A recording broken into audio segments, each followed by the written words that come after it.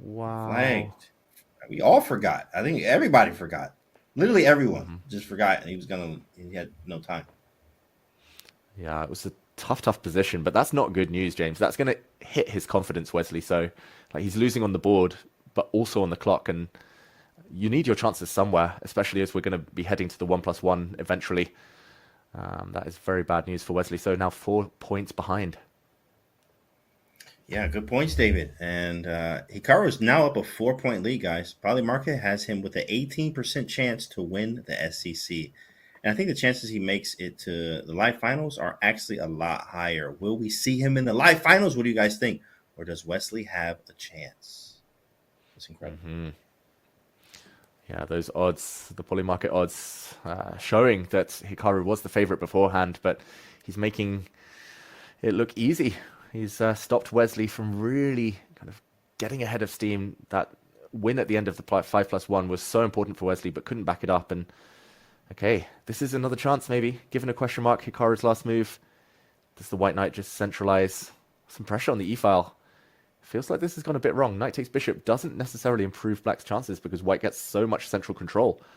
This looks like a dream. I like this. I mean, and I like the opening choice too. Like I had one Trompowsky game OTB that I won, which was nice. Like it felt good, first time. It's a fun opening, but if you don't get what you want out of the opening, not so fun anymore. I think Wesley has achieved that. Pretty nice. We might have to see like a weird move from Hikaru, like Bishop E6. Maybe you could go E6, but the Bishop is really bad on C8 there. Queen A4 check. Queen. Yeah, I thought this idea was nice, but yeah, there's Bishop E6. So now you get the knight around the C5. Yeah, very natural. All of white's pieces are perfectly placed. They're coming in, easy to find improving moves. And black castles, Hikaru gave up a pawn. Wesley didn't even think about taking it, jumping in with his knight instead. Very impressive, but now the bishop can move and has to move. It's kind of annoying. Maybe 95 there with the threat of hitting the bishop.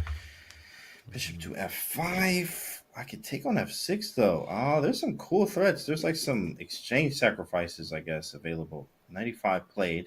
Bishop back to c8. No exchange for you. Wait, he can do it. Takes 97. Yeah, he But he probably wins some will. pawns. Yeah. At the end, the black queen would take the d4 pawn, and white would be the exchange up. He's waiting, Wesley. I liked your move, though. I think I would have gone for exactly what you mentioned there, because now the opportunity's gone. Bishop takes knight, and knight to d7 is the line James was mentioning. But rook to d8. The bar does rise, though, in white's favor. Why could that be? I mean, look at these knights on e5 and c5 are vicious. Those knights are incredibly annoying. So I like the sit and wait method here from Wesley right now. Just trying to improve h3, maybe rook e3, double the rooks, like just find something to do. Usually double center pawns aren't the greatest, but it depends on how you use them and what's going on. And in this case, those double center pawns are really strong. Whoa, that pawn is hanging, no? What? It must be a trap. Mhm. Like knight f3? Oh my goodness. David, that is That gross. That is gross. I'll just very quickly put it on the board. This tactic. This is not Hikaru's move. Queen takes pawn would lose the queen to knight f3, trapping her in the center. This would be incredible. And we see in the live board, Hikaru hasn't fallen for this. That's rare, right? Like that pattern, the queen trapped on her own in the center with so many potential squares but can't use them. That is beautiful. But Hikaru is probably going to dodge that and centralize instead. There we go. There's a little trap there. Wesley with the traps. That was nice, Wesley. Yeah. If that was 1+1, it might have worked. If that was bullet. Yeah, yeah, 3+1 yeah. Hikaru, smelt the rat. Right. Yeah, f6 is a threat now. Okay, Hikaru's starting to push him back a little bit. He has to find a new angle. Wesley so he's coming round with the bishop. Maybe this direction. I don't like the knight on a4. It needs to go back at some point, but now it's going to get hit. It feels like he just wanted to set that that one move trap, and maybe worsened his own position in the process. Yeah, you might have to try knight to c3 to go to b5, provoke a weakness with a6 in the dark squares, and then go back to a4, so that it's a little bit harder here. But bishop f4 ideas of like knight something. Queen f6 stops it, so he has to move the bishop, but where? Hikaru is h2. so clever at maneuvering. Now the black knight's going to come out though. Yeah. Weaknesses. Not easy. H5 first. H5. Okay. H5 action. H5 here. It's actually, I did not expect this at all, David, with H5. Maybe he might go G5, G4, believe it or not. Like, knowing him. Yeah. I guess it was also just stops knight g4 in any lines. Like now that the black knight blocks the light square bishop, knight g4 might have been an idea.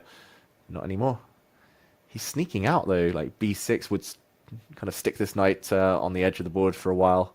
Bishop h6 first. Hikaru is outplaying Wesley. And there's a G5 We'll move move. g5. Yeah, you can just feel that. You feel that coming. Like G5 and G4 is definitely very possible. So knight c5 hits a b7, but I don't really care about that. I do want to double the rooks. Put a bishop on e5, but he goes queen c6 on. Nothing with bishop c7, no tricks, nothing. Dang. There we go, Wesley.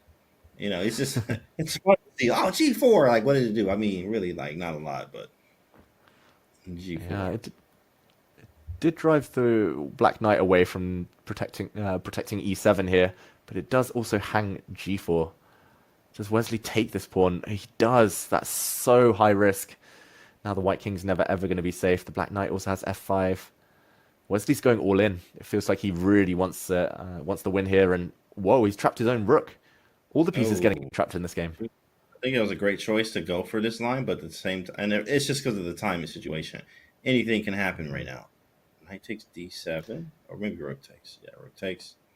Hikaru looks away for a second there. Whoa, rook takes d6. No. Block. Yeah, the tactic's not quite working there for Hikaru, not quite working for Wesley, and he sacrifices. We'll likely see everything getting exchanged off now, and Hikaru makes a bit of a face. Maybe feeling he could have had more, probably should have had more, but if anyone's better, it's still Hikaru, due to the white double D pawns. Still big weaknesses there. Black has 2 versus 1 on the king side, but this might be the idea to draw. And okay, bishop versus knight endgame. Who are you taking? That's a good question. Okay, without the bar, I mean, I gotta take black because of the knight. It's just annoying. It's always, yeah, you see how he's about to snatch some of these pawns up. It's super annoying. Knight is just a stupid piece in the end game when you don't have it. In fact, when you have it, okay.